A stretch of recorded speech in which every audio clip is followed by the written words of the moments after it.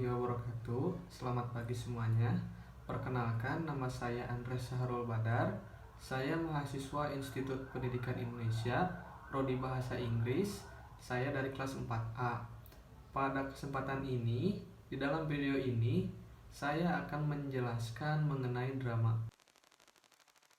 Di sini ada satu teori menurut Balthazar Palagen. Dia menyebutkan bahwa drama adalah seni yang menggambarkan alam dan sifat manusia dalam gerakan. Jadi, drama adalah suatu penggambaran kehidupan manusia, penggambaran watak yang digambarkan melalui gerakan maupun dialog.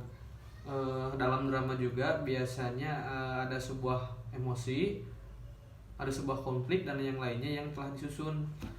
Seperti contohnya drama yang menggambarkan suatu pembunuhan. Biasanya akan ada aktor yang berperan sebagai pelaku dan juga aktor yang berperan sebagai korban. Nah, dalam pemeranan tersebut biasanya suka terdapat konflik dulu yang menimbulkan emosi dan yang semacamnya. Nah, hal tersebut merupakan sebuah drama. Untuk history of drama atau sejarah drama, di sini ada 3 teori. Yang pertama ada drama berasal dari upacara agama primitif. Nah, dulu kala orang-orang yang beragama, mereka menyembah Tuhannya. Mereka itu melakukan gerakan atau sebuah aksi yang dimana itu merupakan sebuah ritual. Nah, dari sanalah banyak para ahli yang menyebutkan bahwa drama berasal dari pemujaan orang-orang primitif yang beragama. Dan yang kedua ada pujaan untuk menghormati seorang pahlawan di kuburannya. Jadi mereka memuja atau mengenang para pahlawan di depan kuburannya dengan nyanyian-nyanyian atau gerakan-gerakan dan semacamnya. Lalu yang ketiga, dari kebiasaan manusia yang gemar mendengarkan cerita. Kita contohkan dahulu ada suku Okipe. Dari suku Okipe, laki-laki dan perempuan dibagi dalam tugasnya masing-masing. Untuk perempuan, mereka berdiam diri di kediamannya. Kita contohkan saja di desanya. Dan yang laki-laki itu berburu ke hutan, berburu hewan liar seperti bison dan yang lainnya. Ketika laki-laki berburu bison atau hewan-hewan liar lainnya, lalu mereka pulang ke kediamannya atau ke desa, mereka berdiam diri, berkumpul, mereka berdiam diri di api unggun, lalu mereka bercerita tentang bagaimana mereka berburu hewan-hewan di hutan. Mereka berperan sebagai pemburu misalnya, dan yang lain berperan sebagai hewan misalnya. Nah, dari sanalah tercipta sebuah drama begitu. Dan sebagai tambahan, asal kata drama itu berasal dari kata dromai, dari zaman Yunani purba yang artinya aksi atau pergerakan. Untuk manfaat, di sini dituliskan beberapa manfaat dari drama. Saya akan bacakan. Yang pertama, memupuk kerjasama yang baik dalam sebuah pergaulan sosial. Yang kedua, memberikan kesempatan kepada individu untuk melahirkan daya kreasinya masing-masing. Lalu, mengembangkan emosi yang sehat bagi para pemainnya. Menghilangkan sifat malu, gugup, takut, tegang, dan sifat negatif lainnya. Membangun apresiasi dan sikap yang baik bagi penonton, pemain, dan juga bagi kru pertunjukan. Lalu yang terakhir, menghargai pendapat dan pikiran yang baik dalam pelaksanaan pementasan, sekaligus digunakan juga dalam berbagai rangkaian persiapannya. Yang dituliskan tersebut itu merupakan beberapa dari sekian banyaknya manfaat drama. Pada dasarnya, sebuah karya seni itu pasti memberikan banyak manfaat, dan sedikitnya manfaat dari karya seni tersebut yang saya bacakan tadi. Di luar yang dibacakan, manfaat drama itu tentunya menghibur ya. Pastinya sebuah drama disajikan itu sebagai hiburan pada dasarnya. Dan untuk pemainnya itu juga bisa untuk para pemainnya, para aktornya itu juga bisa disebutkan sebagai apa ya, penggambaran diri mereka atau pengapresiasian terhadap apa saja yang ingin mereka sampaikan. Banyak sebenarnya manfaat drama, namun saya jabarkan hanya sebagian saja. Dan untuk yang lainnya kalian juga bisa cari-cari sendiri, banyak kok manfaat dari drama.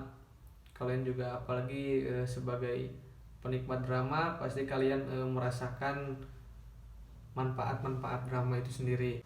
Unsur drama atau elemen of drama. Dalam elemen of drama, di dalamnya ada tema, alur, tokoh, setting, dan amanat. Untuk tema merupakan ide dari tema merupakan ide pokok atau gagasan utama dari sebuah cerita. Jadi tema itu adalah hal-hal yang pokok karena sebuah cerita diawali dari tema terlebih dahulu, atau sebuah cerita itu harus mengandung tema dulu. Lalu ada alur. Alur merupakan jalan cerita mulai dari babak awal sampai babak akhir. Lalu ada tokoh. Tokoh merupakan pelaku dalam drama yang dapat terdiri atas tokoh utama dan tokoh pembantu, dan masing-masing tokoh mempunyai watak antagonis atau jahat dan protagonis yaitu baik. Lalu ada setting. Setting merupakan latar, bisa latar waktu, latar tempat, dan peristiwa yang ada pada sebuah cerita drama. Lalu ada amanat. Amanat merupakan pesan-pesan yang ingin disampaikan penulis kepada amanat merupakan sebuah pesan yang disampaikan oleh si pengarang kepada para penonton. Ada teknik of drama atau teknik drama. Dalam teknik drama ada 5 teknik. Yang pertama teknik penyutradaraan, yang kedua teknik dialog, yang ketiga teknik acting, yang keempat teknik pementasan panggung, dan yang kelima teknik pembuatan atau penyusunan format. Untuk penjelasannya akan saya bacakan dan akan saya jabarkan. Untuk teknik penyutradaraan, di sini tertulis peran sutradara sangat penting dalam pembuatan sebuah drama. Ia banyak bertanggung jawab untuk meningkatkan kualitas drama. Sutradara bertugas menghimpun para pemain dengan memberikan tes vokal dan penghayatan naskah.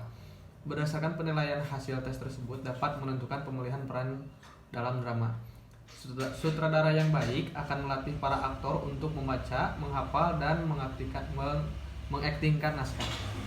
Jadi peran sutradara itu sangat penting. Dia adalah orang yang mengatur pementasan drama. Maksudnya yang mengatur itu dia yang mengatur ceritanya, mengatur temanya, yang memberikan peran, dan sekaligus melatih pemain-pemain yang akan berperan dalam sebuah drama. Dan yang kedua ada teknik dialog. Teknik ini membutuhkan penghafalan naskah yang diwujudkan dengan dialog-dialog antar tokoh. Pelafalan atau pengucapan kata-kata disesuaikan dengan karakter tokoh-tokoh yang diperankan. Jadi untuk dialog itu tidak sembarangan. Jadi di sini tertulis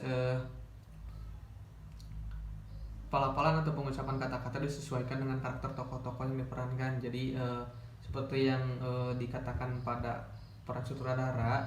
Jadi setiap tokoh itu beda-beda karakternya, dan setiap dialog akan disesuaikan dengan karakter-karakter mereka. Itu salah satu tekniknya untuk dialog. Dan yang ketiga ada teknik acting. Sutradara bertugas untuk melatih para pemain memerankan atau berakting sesuai dengan olah vokal, mimik, dan pantomimik yang sesuai. Jadi lagi-lagi sutradara yang berperan di sini. Maka saya sebutkan tadi bahwa sutradara itu kunci atau perannya sangat penting lah, bisa disebut kunci dari sebuah pementasan drama.